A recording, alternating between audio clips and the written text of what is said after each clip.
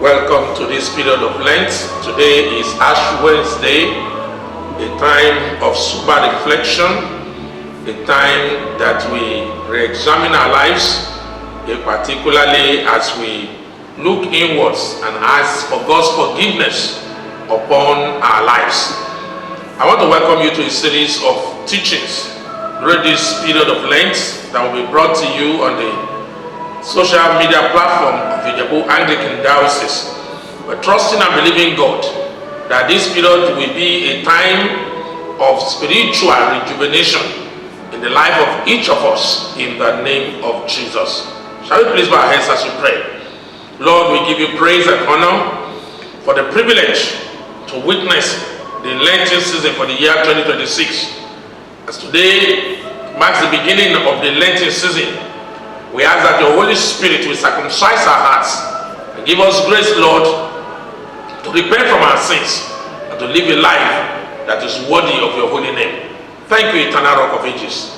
In Jesus' name, we are prayed. During this period of Lent, we are going to be examining several teachings that will call our attention to the need for repentance. And I want to encourage you to please spend quality time to reflect on these various teachings, and it shall be well with you in the name of Jesus.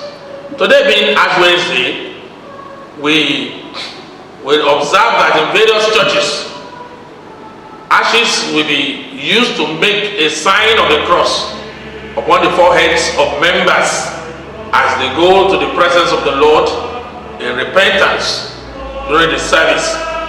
It is to remind us of the fact that we are frail, we are human, and that we are made from the dust, and to dust we shall return.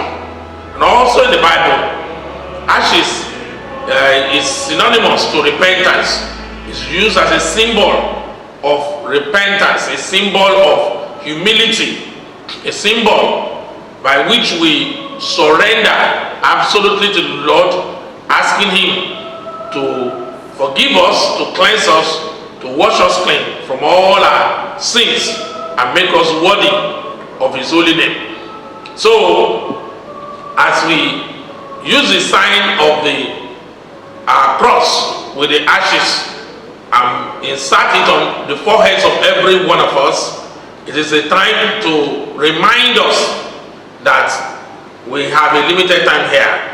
We are all frail, we are human, we have been made from the earth, and to earth we shall return.